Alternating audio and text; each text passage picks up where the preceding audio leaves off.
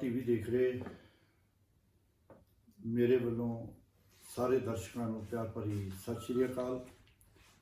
तो अज असी तुहाडे सामने हाज़र हुए हाँ विचार चर्चा प्रोग्राम लैके भख के मसले के उपर असी अज जी गलबात करांगे। तो साडे नाल अज उचेचे तौर पर पहुंचे हैं फ्रांस की जानी मानी शख्सियत जथेदार गुरदयाल सिंह जी खालसा, जिहड़े कि किसी भी जान पहचान के मुहताज नहीं हैं। अगे भी कई बार इन्हां दे नाल असीं विचार चर्चा की है तो हमेशा ही इन्हां दे जिहड़े विचार हुंदे हन सुनने वाले हुंदे हन।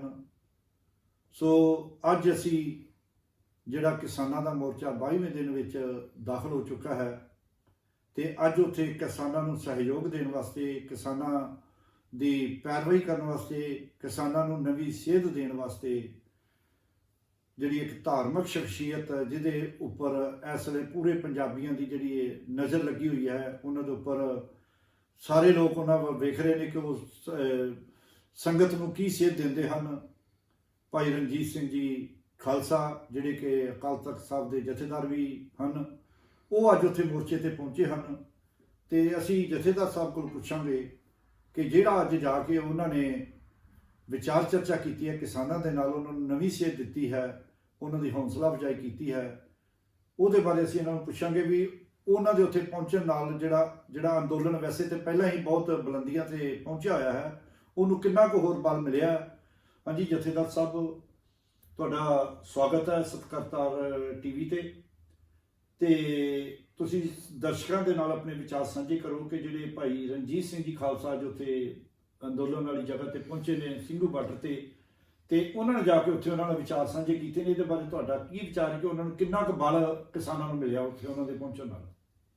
भट्टी साहब जी, सब तो वड्डी गल यह है कि जथेदार भाई रणजीत सिंह हुणी पहली बारी नहीं किसानों के मोर्चे दे विच गए, वो पहलों पंजाब दे विच भी जांदे रहे ते जिन्ने भी उन्हां दे विचार आ उन्हां दे नाल तकरीबन जिन्नियां भी जथेबंदियां पंजाब दीयां सारियां ने उन्हां दे नाल पूरी सहमति दित्ती आ ते उन्हां नूं काफ़ी हौसला होया कि साडे जिहड़े दूसरे अकाल तख्त इस वेले जथेदार बैठे आ वो तो नहीं आए तो ना ही वो आ सकते हैं, क्योंकि वो किसी होर बंदे वालों बिठाले गए, कौम वालों नहीं। पर एक कौम के जथेदार है जिन्होंने पहलों भी कौम की डिगी हुई पग जी चक के सिर ते रखी, जिन्होंने अपने जीवन के बच्चे बड़ा संघर्ष किया तो उस संघर्ष का जोड़ा उन्होंने बड़ा एक्सपीरियंस हैगा वो लैके उन्होंने अपने जोड़े उत्थे दे जिमीदार किसान से बैठे उन्होंने साझे किया। तो अज जो इतने दिल्ली में आए आ, दिल्ली में एक माहौल इदा का बनया है कि एक वर्ल्ड लैवल उत्ते का संघर्ष चल रहा, एक कले पंजाब का नहीं रह गया, कले इंडिया का नहीं रह गया, एक वर्ल्ड लैवल ते रह गया। तो उस वर्ल्ड लैवल का जोड़ा संघर्ष है वो बहुत सारे लोग जोड़े आप अपना योगदान पा रहे हैं, आप अपने तरीके ना पा रहे हैं, कोई किसी तरीके ना पा रहा, किसी तरीके ना पा रहा। उचेचे तौर पर जथेदार साहब भी उत्थे गए तो उन्होंने सब तो पहली गल तो है कि जोड़े भी उत्थे 2-4 लाख के करीब जोड़े सिंह बीबियां भैन बजुर्ग जोड़े उत्थे बैठे आ इस इन्नी ठंड दे विच मेरा नमस्कार है उन्होंने सारे वीरां भैनां नूं जिहड़ा भी अपने योगदान किसी तरीके नहीं पा रहे आ। ਉਹਦੇ ਵਿੱਚ ਜਥੇਦਾਰ ਉਹਨਾਂ ਨੇ जो भी अपील की है, पहली गल तो अपील उन्होंने ये की है कि ਜਿਹੜੀਆਂ ਸਾਡੀਆਂ किसान जथेबंदियां हैं वो जो भी कर रही हैं, जो भी ਤੁਹਾਨੂੰ मैसेज दे रही हैं, ਤੁਸੀਂ ਉਹਨਾਂ ਦੀ ਪਾਲਣਾ करनी है, क्योंकि एडे ਵੱਡੇ संघर्ष ਨੂੰ ਸਾਹਮਣਾ ਜਿਹੜਾ बहुत औखा, थोड़ा जिहा औखा नहीं, जे गुरु की कृपा है तो ही ਸਾਂਭਿਆ जा सकता। इसे दे उत्ते भी जथेदार साहब ने बहुत ज़्यादा जोर दिता। ਉਹਦਾ ਕਾਰਨ ਇਹ ਕਿਹਾ कि ਜਿਹੜੀਆਂ ਉੱਥੇ ਗੋਦੀ ਮੀਡੀਆ ਆ ਜਾਂ ਜਿਹਨਾਂ ਦੇ ਨਾਲ ਟੱਕਰ ਲਈ ਆ ਕਿਸਾਨ ਭਰਾਵਾਂ ਨੇ, ਉਹ ਬਹੁਤ ਹੀ ਗਿਰੇ ਹੋਏ ਲੋਕ ਤੱਕ ਚਲੇ ਜਾਂਦੇ ਆ। ਭੈੜੀ ਤੋਂ ਭੈੜੀ ਹਰਕਤ ਵੀ ਕਰ ਸਕਦੇ ਆ, ਮਾੜੀ ਤੋਂ ਮਾੜੀ ਕੰਮ ਕਰ ਸਕਦੇ ਆ, ਮਾੜੇ ਤੋਂ ਮਾੜੇ ਧੱਬੇ ਲਾਏਗਾ ਤੂੰ ਅੱਤਵਾਦੀਆਂ, ਤੂੰ ਵੱਖਵਾਦੀਆਂ, ਤੂੰ ਖਾਲਿਸਤਾਨੀਆਂ, ਤੂੰ ਪਾਕਿਸਤਾਨੀਆਂ, ਤੂੰ ਚਾਈਨਾ ਦਾ ਆਇਆ, ਤੂੰ ਅਮਰੀਕਾ ਤੋਂ ਆਇਆ, ਤੂੰ ਕਿਤੋਂ ਫੰਡ ਲੈ ਕੇ ਆਇਆ, जे इदा के जिन्ने भी इल्जाम आ वो सारे तो लाउंदे सारे ला रहे हैं, वो तो सारिਆਂ ਨੂੰ कवर करना जिहड़ा बहुत औखा है। वो सारे दे विचार जिहड़े जथेदार साहब ने कुछ स्टेज दे उत्ते आ, कुछ उन्होंने जथेबंदियां नाल बैठ के भी उन्होंने विचार मीटिंग करके भी दिते आ। उस तो बाद जिहड़े उत्ते अखबारां वालियां नाल मीटिंग कीती उहदे विच विचार दिते आ। ਜਿਹਦੇ ਨਾਲ ਉੱਥੇ ਦੇ ਕਿਸਾਨ ਵੀਰਾਂ ਜਿਹੜੀਆਂ ਜਥੇਬੰਦੀਆਂ ਨੂੰ ਕਾਫੀ ਸਾਰਾ ਜਿਹੜਾ ਹੌਸਲਾ ਮਿਲਦਾ, ਕਿਉਂਕਿ ਜਦੋਂ ਐਡੇ ਵੱਡੇ ਅਹੁਦੇ ਤੇ ਰਹਿਣ ਵਾਲਾ ਕੋਈ ਸ਼ਖਸੀਅਤ ਜਿਹੜੀ ਉੱਥੇ ਆਉਂਦੀ ਆ, ਗੁਰੂ ਦੀ ਕਿਰਪਾ ਵੀ ਉਹਨਾਂ ਦੇ ਨਾਲ ਹੁੰਦੀ ਹੈ। ਤੇ ਬਹੁਤ ਜਥੇਦਾਰ ਵਧੀਆ ਸਾਹਿਬ ਇੱਥੇ ਇੱਕ ਸਵਾਲ ਹੋਰ ਉੱਠਦਾ ਆ ਕਿ ਜਿਹੜਾ ਇਹ ਅੰਦੋਲਨ ਅੱਜ 22ਵੇਂ 23ਵੇਂ ਦਿਨ ਤੱਕ ਚਲਾ ਗਿਆ, ਵੀ ਇਹ ਮਸਲਾ ਜਿਹੜਾ ਲਟਕਦਾ ਅੱਜ ਇੱਥੇ ਆਣ ਪਹੁੰਚਿਆ ਆ, ਤੇ ਸਰਕਾਰ ਜਿਹੜੀ ਹੈ, ਜਿਹਨੂੰ ਆਪਾਂ ਮੋਦੀ ਸਰਕਾਰ ਕਹਿੰਦੇ ਨੇ, ਉਹ ਕਦੀ ਆਪਣੇ ਖੇਤੀ ਮੰਤਰੀ ਨੂੰ ਭੇਜ ਦਿੰਦੇ, ਕਿਸੇ ਰਾਜ ਮੰਤਰੀ ਨੂੰ ਭੇਜਦੇ, ਕਿਸਾਨਾਂ ਦੇ ਨਾਲ ਗੱਲ ਕਰੋ, ਉਹ ਖੁੱਲ੍ਹ ਕੇ ਗੱਲ ਨਹੀਂ ਕਰ ਰਹੇ ਤੇ ਮਸਲੇ ਨੂੰ ਉਹ ਲਟਕਾਉਣ ਦੀ ਕੋਸ਼ਿਸ਼ ਕਰ ਰਹੇ। ਤੁਹਾਨੂੰ ਕੀ ਲੱਗਦਾ ਕਿ ਸਰਕਾਰ ਆਪ ਨਹੀਂ ਖੁਦ ਦੇਣਾ ਚਾਹੁੰਦੀ, ਕਿ ਜਾਂ ਉਹਨਾਂ ਦੀ ਪਿੱਛੇ ਕੋਈ ਤਾਕਤ ਇਹੋ ਜਿਹੀ ਬੈਠੀ ਜਿਹੜੀ ਇਹ ਗੱਲ ਮਸਲੇ ਨੂੰ ਲਟਕਾਉਣਾ ਚਾਹੁੰਦੀ ਹੈ ਤੇ ਕਿਸਾਨਾਂ ਨੂੰ ਕੁਝ ਵੀ ਨਹੀਂ ਦੇਣਾ ਮੈਂ ਚਾਹੁੰਦੀ? ਪਹਿਲੀ ਵਾਰੀ ਪਿਛਲੇ ਐਪੀਸੋਡ ਦੇ ਵਿੱਚ ਵੀ ਗੱਲ ਕੀਤੀ ਸੀ, ਕਿਉਂਕਿ ਉਹ ਜਿਹੜੇ ਕਿਸਾਨ ਆ, ਉਹ ਵਿਚਾਰੇ ਖੁਦ ਉਹਨਾਂ ਨੇ ਸੰਘਰਸ਼ ਲੜਿਆ ਤੇ ਸੰਘਰਸ਼ ਦੇ ਬਾਨੀ ਆ, ਤੇ ਉਹ ਖੁਦ ਫੈਸਲਾ ਲੈ ਸਕਦੇ ਆ। ਪਰ ਜਿਹੜੇ ਅੱਗੇ ਬੰਦੇ ਲਿਆ ਕੇ ਬਿਠਾਲ ਜਾ ਰਹੇ ਆ, ਉਹ ਚਾਬੀ ਦੇ ਕੇ ਜਾਂ ਉਹਨਾਂ ਕੁ ਵਾਰਤਾ ਦੇ ਕੇ ਦੱਸਿਆ ਜਾਂਦਾ ਵੀ ਤੁਸੀਂ ਜਾ ਕੇ ਇੰਨੀ ਗੱਲ ਕਰੋ। ਤੁਹਾਡੇ ਮੁਤਾਬਕ ਸਰਕਾਰੀ ਪੱਖ ਆਜ਼ਾਦ ਨਹੀਂ ਹੈ? ਸਰਦਾਰੀ ਪੱਖ ਆਜ਼ਾਦ ਹੈ ਹੀ ਨਹੀਂ ਗਾ, ਕਿਉਂਕਿ ਉਹਨਾਂ ਦੇ ਪਿੱਛੇ ਜਿਹੜੀਆਂ ਤਾਕਤਾਂ ਕੰਮ ਕਰਦੀਆਂ ਹੋ ਰਿਹਾ। ਇੱਕ ਪਹਿਲੋਂ ਮਿਨਿਸਟਰ ਆ ਗਿਆ, ਫਿਰ ਦੂਸਰਾ ਮਿਨਿਸਟਰ ਆ ਗਿਆ, ਤੀਸਰਾ 6 ਮੀਟਿੰਗਾਂ ਹੋਈਆਂ। ਅਹਿਮਦ ਸ਼ਾਹ ਦੇ ਨਾਲ ਵੀ ਮੀਟਿੰਗ ਹੋਈ, ਅਮਿਤ ਸ਼ਾਹ ਅਮਿਤ ਸ਼ਾਹ ਦੇ ਨਾਲ ਵੀ ਮੀਟਿੰਗ ਹੋਈ, ਪਰ ਉਹ ਜਿਹੜਾ ਆ ਉਹਦੇ ਵੇਲੇ ਵੀ ਆਪਣੇ ਕੱਖ ਨਹੀਂ ਗਾ, ਉਹਦੇ ਪਿੱਛੇ ਵੀ ਤਾਕਤਾਂ ਹੈਗੀਆਂ। ਹੁਣ ਮੋਦੀ ਸਾਹਿਬ ਬੈਠੇ ਆ, ਮੋਦੀ ਸਾਹਿਬ ਦੇ ਪਿੱਛੇ ਹੋਰ ਤਾਕਤਾਂ ਜਿਨ੍ਹਾਂ ਨੇ ਕਰੋੜਾਂ ਅਰਬਾਂ ਖਰਬਾਂ ਰੁਪਏ ਖਰਚ ਕੇ ਉਹਨਾਂ ਨੂੰ ਸਰਕਾਰ ਬਣਾਈ, ਉਹਨਾਂ ਨੂੰ ਉਸ ਕੁਰਸੀ ਤੇ ਬਿਠਾਇਆ, ਤੇ ਪਤਾ ਨਹੀਂ ਉਹਨਾਂ ਨੇ ਕਿੰਨੇ ਵਾਅਦੇ ਕੀਤੇ। ਦੇਖੋ, ਜਿਹੜੇ ਹਿੰਦੁਸਤਾਨ ਦਾ ਭਾਰਤ ਵਰਸ਼, ਜਿਹਦੇ ਵਾਸਤੇ ਸਾਡੇ ਬਜ਼ੁਰਗਾਂ ਨੇ, ਵੱਡਿਆਂ ਨੇ ਕੁਰਬਾਨੀਆਂ ਕੀਤੀਆਂ, ਆਪਣਾ ਖੂਨ ਡੋਲਿਆ, ਉਹ ਅਡਾਨੀ ਤੇ ਵਾਨੀ ਨੂੰ ਜਿਹੜੇ ਸਾਡੇ 에ਅਰਪੋਰਟ ਜਿਹੜੇ ਆ ਉਹ ਵੇਚੀ ਜਾਂਦੇ ਆ, ਜਿਹੜੀਆਂ ਟ੍ਰੇਨਾਂ ਜਿਹੜੀਆਂ ਉਹ ਵੇਚੀ ਜਾਂਦੇ ਆ, ਵੱਡੇ ਵੱਡੇ ਗੋਦਾਮ ਲਿਆ ਕੇ, ਵੱਡੇ ਵੱਡੇ ਥਾਂ ਦੇ ਵੱਡੇ ਵੱਡੇ ਮਾਲ ਬਣਾ ਕੇ ਉਹਨਾਂ ਦੇ ਵਿੱਚ ਉਹ ਚੀਜ਼ਾਂ ਸਾਰਾ ਕੁਝ ਉਹਨਾਂ ਦੇ ਪੱਲੇ ਪਾਈ ਜਾਂਦੇ ਆ। ਪਰ ਜਿਹੜਾ ਗਰੀਬ ਆ, ਜਿਹਨੇ ਇੱਥੇ ਕਿਸਾਨ ਨੇ ਆਪਣਾ ਇੱਥੇ ਕਣਕ ਉਡਾਈ ਆ, ਝੋਨਾ ਬੀਜਿਆ, ਦਾਲਾਂ ਪੈਦਾ ਕੀਤੀਆਂ, ਤੇਲ ਪੈਦਾ ਕੀਤਾ, ਉਹ ਵਿਚਾਰਾ ਆਪਣਾ ਇੱਥੇ ਪਸੀਨਾ ਪਾਉਂਦਾ, ਜਿਹੜੇ ਉਹਨਾਂ ਦੇ ਪੁੱਤਰ ਆ ਉਹ ਸਰਹੱਦਾਂ ਦੇ ਉੱਤੇ ਰਾਖੀ ਕਰਦੇ, ਜਿਨ੍ਹਾਂ ਕਰਕੇ ਅਸੀਂ ਸੁਣਦੇ, ਜਿਹਦੇ ਕਰਕੇ ਅਸੀਂ ਆਜ਼ਾਦੀ ਦਾ ਨਿੱਘ ਮਾਣਦੇ ਆ। ਪਰ ਉਹ ਕਾਹਦਾ ਆਜ਼ਾਦੀ ਦਾ ਜੀ, ਇਹ ਸਾਰਾ ਦਾ ਸਾਰਾ ਕੁਝ ਇਕੱਠਾ ਕਰਕੇ ਉਹ 5 7 10 ਘਰਾਣਿਆਂ ਦੇ ਵਿੱਚ ਜਿਹੜਾ ਆ ਉਹ ਪਹੁੰਚਾਉਣਾ ਚਾਹੁੰਦੇ ਆ, ਪਹੁੰਚਾਉਣ ਦੀ ਪੂਰੀ ਕੋਸ਼ਿਸ਼ ਕੀਤੀ ਆ। ਪੰਜਾਬ ਤੋਂ ਬਾਹਰ ਉਹਨਾਂ ਨੇ ਸਾਰਾ ਕੁਝ ਅੱਗੇ ਕਰ ਰਿਹਾ ਸੀ, ਤੇ ਇਹ ਤਾਂ ਗੁਰੂ ਮਹਾਰਾਜ ਨੇ ਕਿਰਪਾ ਕੀਤੀ ਕਿ ਹੁਣ ਪੰਜਾਬ ਦੇ ਵਿੱਚ ਆ ਗਿਆ, ਤੇ ਪੰਜਾਬੀ ਲੋਕ ਜਿਹੜੇ ਵੈਸੇ ਜਥੇਦਾਰ ਸਾਹਿਬ ਗੱਲ ਹੁੰਦੀ ਕਿ ਸਰਕਾਰਾਂ ਹੁੰਦੀਆਂ ਜਾਂਦੀਆਂ ਰਹਿੰਦੀਆਂ ਨੇ, ਲੇਕਿਨ ਸਰਕਾਰਾਂ ਦੇ ਜਿਹੜੇ ਸਮਝੌਤੇ ਹੁੰਦੇ ਨੇ, ਜਿਹੜੀ ਪੁਰਾਣੀ ਸਰਕਾਰ ਦਾ ਸਮਝੌਤਾ ਕੀਤਾ ਹੁੰਦਾ, ਨਵੀਂ ਸਰਕਾਰ ਉਹਨੂੰ ਮੰਨਦੀ ਆ, ਆਮ ਤੌਰ ਤੇ ਮੰਨਦੀ ਆ। ਤੇ ਸਾਡੇ ਇੱਕ ਪ੍ਰਧਾਨ ਮੰਤਰੀ ਹੋਏ ਨੇ ਲਾਲ ਬਹਾਦਰ ਸ਼ਾਸਤਰੀ, ਜਿਨ੍ਹਾਂ ਨੇ ਜੈ ਜਵਾਨ ਤੇ ਜੈ ਕਿਸਾਨ ਦਾ ਇੱਕ ਨਾਅਰਾ ਦਿੱਤਾ ਸੀ। ਤੁਹਾਨੂੰ ਲੱਗਦਾ ਕਿ ਅੱਜ ਜਿਹੜੀ ਮੌਜੂਦਾ ਸਰਕਾਰ ਉਸ ਨਾਅਰੇ ਨੂੰ ਬਿਲਕੁਲ ਹੀ ਜਿਹੜਾ ਰੋੜ ਰਹੀ ਹੈ, ਉਸ ਨਾਅਰੇ ਦੀ ਇਹਨਾਂ ਨੇ ਕੋਈ ਵੀ ਜਿਹੜੀ ਮਤਲਬ ਲਾਜ ਨਹੀਂ ਰਹਿਣ ਦਿੱਤੀ, ਤੇ ਉਹਨਾਂ ਨੂੰ ਸੜਕਾਂ ਦੇ ਉੱਤੇ ਲਿਆਉਂਦੇ ਜ਼ਿੰਮੇਵਾਰ ਨੇ? ਦੇਖੋ, ਨਾਰੇ ਲਾ ਦੇਣ ਇਕੱਲੇ ਜੈ ਜਵਾਨ ਜੈ ਕਿਸਾਨ ਤੇ ਗੱਲ ਨਹੀਂ ਬਣਦੀ। ਨਹੀਂ, ਉਹ ਨਾਰਾ ਤੇ ਬਿਲਕੁਲ ਬੜਾ ਵਧੀਆ ਸੀ, ਨਾਰਾ, ਪਰ ਗੱਲ ਨਹੀਂ ਬਣਦੀ। ਨਾਰੇ ਤਾਂ ਇਹ ਵੀ ਲਾਉਂਦੇ ਆ, ਉੱਤੇ ਅਮਲ ਨਹੀਂ ਕਰ ਰਹੇ। ਨਾਰੇ ਇਹ ਵੀ ਲਾਉਂਦੇ ਆ, ਮੈਂ ਵੀ ਉਹੀ ਗੱਲ ਕਰ ਰਿਹਾ, ਨਾਰੇ ਇਹ ਵੀ ਲਾਉਂਦੇ ਆ ਜੈ ਜਵਾਨ ਤੇ ਜੈ ਕਿਸਾਨ, ਪਰ ਉਧਰ ਜਿਹੜੇ ਜਵਾਨ ਆ ਉਹਨਾਂ ਨੂੰ ਮਰਵਾ ਰਹੇ ਆ ਸਰਹੱਦਾਂ ਦੇ ਉੱਤੇ, ਇੱਧਰ ਜਿਹੜਾ ਕਿਸਾਨ ਆ ਉਹਨੂੰ ਮਾਰ ਰਹੇ ਆ, ਪਰ ਕੰਮ ਉਹ ਨਹੀਂ ਕਰ ਰਹੇ ਜਿਹੜਾ ਕਰਨਾ ਚਾਹੀਦਾ। ਜੋ ਕਰਨਾ ਚਾਹੀਦਾ, ਹਾਂ, ਲਾਲ ਬਹਾਦਰ ਸ਼ਾਸਤਰੀ ਉਹਨਾਂ ਨੇ ਦਿੱਤਾ ਸੀਗਾ ਨਾਰਾ, ਪਰ ਉਹਨਾਂ ਨੇ ਕਿਸਾਨ ਨੂੰ ਵੀ ਸਾਂਭਿਆ ਸੀ, ਜਵਾਨ ਨੂੰ ਵੀ ਸਾਂਭਿਆ ਸੀ। ਪਰ ਇਹ ਕਿਸਾਨ ਨੂੰ ਵੀ ਮਾਰ ਰਿਹਾ, ਜਵਾਨ ਨੂੰ ਵੀ ਮਾਰ ਰਿਹਾ। ਸਾਨੂੰ ਤਾਂ ਇਹ ਖਤਰਾ ਕਿ ਆਉਣ ਵਾਲੇ ਸਮੇਂ ਦੇ ਵਿੱਚ ਐਸਾ ਨਾ ਹੋਵੇ ਕਿ ਅਸੀਂ ਫਿਰ ਮੁੜ ਕੇ ਗੁਲਾਮੀ ਦੇ ਵਿੱਚ ਚੱਲੀਏ, ਜਿਹਦੇ ਲਈ ਬੜੀਆਂ ਕੁਰਬਾਨੀਆਂ ਕੀਤੀਆਂ ਸਾਡੇ ਬਜ਼ੁਰਗਾਂ ਨੇ। ਅੱਛਾ ਜੀ, ਇੱਕ ਸਵਾਲ ਹੋ ਰਿਹਾ ਕਿ ਮੈਂ ਪਰਸੋਂ ਇੱਕ ਪਾਰਲੀਮੈਂਟ ਦੀ ਜਿਹੜੀ ਬਹਿਸ ਸੁਣ ਰਿਹਾ ਸੀ, ਪਿੱਛੇ ਜਦੋਂ ਸਾਡੇ 20 ਜਵਾਨ ਜਿਹੜੇ ਚਾਈਨਾ ਦੇ ਬਾਰਡਰ ਦੇ ਉੱਤੇ ਸ਼ਹੀਦ ਹੋਏ ਸਨ, ਜਿਹਦੇ ਵਿੱਚ ਇੱਕ ਪੰਜਾਬ ਦੇ ਮੁੰਡੇ ਦੀ ਬਹਾਦਰੀ ਦੀ ਗੱਲ ਚੱਲੀ ਕਿ ਉਹਨੇ ਇਕੱਲੇ ਬੰਦੇ ਨੇ 22-23 ਬੰਦੇ ਚੀਨੀਆਂ ਨੂੰ ਮਾਰੇ ਸੀ ਇਕੱਲੇ ਨੇ, ਫਿਰ ਉਹ ਸ਼ਹੀਦ ਹੋਇਆ ਸੀ। ਉਸ ਟਾਈਮ ਦੀ ਜਿਹੜੀ ਚਰਚਾ ਚੱਲੀ ਆ ਰਹੀ ਸੀ ਕਿ ਵੀ ਚੀਨ ਨੇ ਜਿਹੜਾ ਉਹ ਭਾਰਤੀ ਜ਼ਮੀਨ ਦੇ ਉੱਤੇ ਕਬਜ਼ਾ ਕੀਤਾ ਹੋਇਆ, ਉਸ ਗੱਲ ਦੇ ਉੱਪਰ ਕਦੀ ਵੀ ਜਿਹੜੀ ਪ੍ਰੋੜਤਾ ਮੋਦੀ ਸਾਹਿਬ ਨੇ ਨਹੀਂ ਕੀਤੀ। ਮੋਦੀ ਸਾਹਿਬ ਹਮੇਸ਼ਾ ਹੀ ਇਹ ਕਹਿੰਦੇ ਰਹੇ ਕਿ ਚਾਈਨਾ ਜਿਹੜਾ, ਅਸੀਂ 1 ਇੰਚ ਵੀ ਜ਼ਮੀਨ ਹੈ ਚਾਈਨਾ ਨੇ ਸਾਡੀ ਜ਼ਮੀਨ ਤੇ ਕਬਜ਼ਾ ਨਹੀਂ ਕੀਤਾ।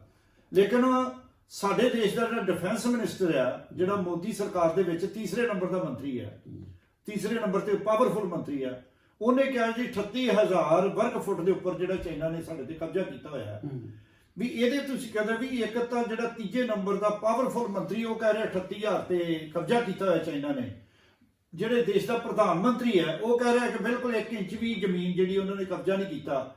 ਇਹਦਾ ਮਤਲਬ ਕਿ ਜਿਹੜੇ ਸਾਡੇ ਜੈ ਜਵਾਨ ਦੇ ਜੈ ਕਿਸਾਨ ਦੀ ਗੱਲ ਉੱਥੇ ਆਈ ਦੀ ਹੈ, ਜਿਹੜੇ ਸਾਡੇ ਜਵਾਨਾਂ ਨੇ ਉੱਥੇ ਬਹਾਦਰੀ ਦਿਖਾ ਕੇ ਸ਼ਹੀਦੀਆਂ ਪਾਈਆਂ ਨੇ, ਉਸ ਬਹਾਦਰੀ ਨੂੰ ਇਹ ਕਿਉਂ ਜਿਹੜਾ ਉਹ ਮਿੱਟੀ 'ਚ ਰਲਾ ਰਹੇ ਨੇ, ਦੇਖੋ, ਕਿਉਂ ਨਹੀਂ ਅਸਲੀਅਤ ਦੇਸ਼ ਨੂੰ ਦੱਸ ਰਹੇ?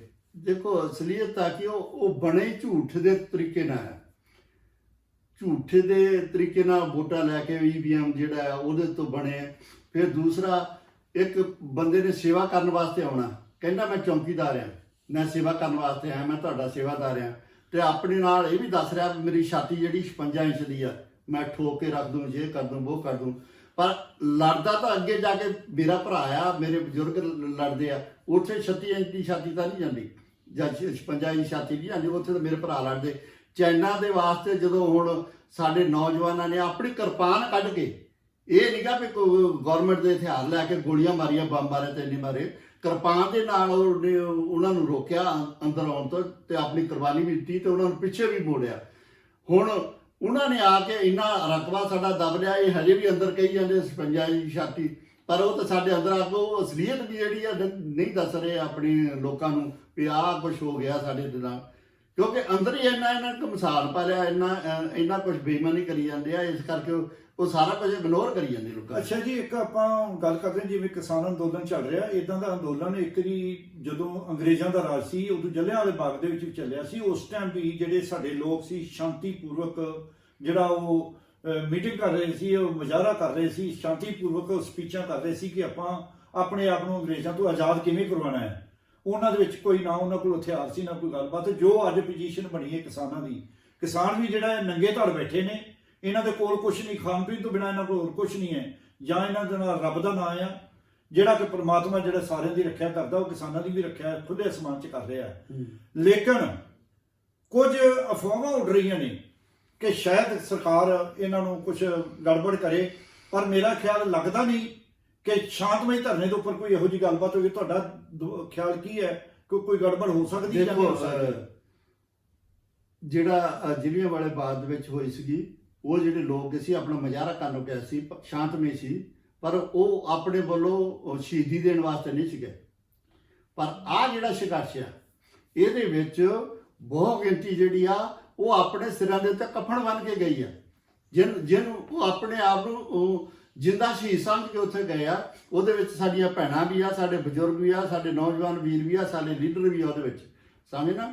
ਤੇ ਜਦੋਂ ਬੰਦਾ ਕਫਨ ਬੰਨ੍ਹ ਕੇ ਸਿਰ ਦੇ ਉੱਤੇ ਤੁਰ ਪਏ, ਉਹਨੂੰ ਕਿਸੇ ਚੀਜ਼ ਦੀ ਪਰਵਾਹ ਨਹੀਂ ਹੁੰਦੀ। ਉਹਨਾਂ ਨੂੰ ਪਤਾ ਹੈ ਕਿ ਜੇ ਅਸੀਂ ਇਹ ਕਾਨੂੰਨ ਪਾਸ ਹੋਣ ਦੇ ਦਿੱਤੇ ਤੇ ਸਾਡੀ ਮੌਤ ਆ, ਸਾਡੀ ਘਰ ਬੈਠਿਆਂ ਮੌਤ ਹੋਣ ਨਾਲੋਂ ਬਿਹਤਰ ਆ ਅਸੀਂ ਜੰਗ ਵਿੱਚ ਜੂਝ ਕੇ ਮਰੀਏ। ਇਸ ਕਰਕੇ ਜਦੋਂ ਬੰਦਾ ਜੂਝ ਕੇ ਮਰਨ ਵਾਸਤੇ ਤਿਆਰ ਹੋ ਕੇ ਆਇਆ ਹੋਵੇ, ਉਦੋਂ ਜਿਹੜਾ ਦੁਸ਼ਮਣ ਹੁੰਦਾ ਨਾ, ਉਹਨੂੰ ਵੀ ਬਹੁਤ ਸੋਚ ਕੇ ਕਦਮ ਰੱਖਣਾ ਪੈਂਦਾ ਆ। ਇਹਦੇ ਵਿੱਚ ਕੋਈ ਦੋ ਰਾਹ ਨਹੀਂ, ਕਿਸੇ ਹੱਦ ਤੱਕ ਵੀ ਕਿੰਨੇ ਵੀ ਉਹ ਗਿਰ ਸਕਦੇ ਆ, ਬੈਠਿਆਂ ਦੇ ਉੱਤੇ ਵੀ ਹਮਲਾ ਕਰ ਸਕਦੇ ਆ, ਮਾਰ ਵੀ ਸਕਦੇ ਆ।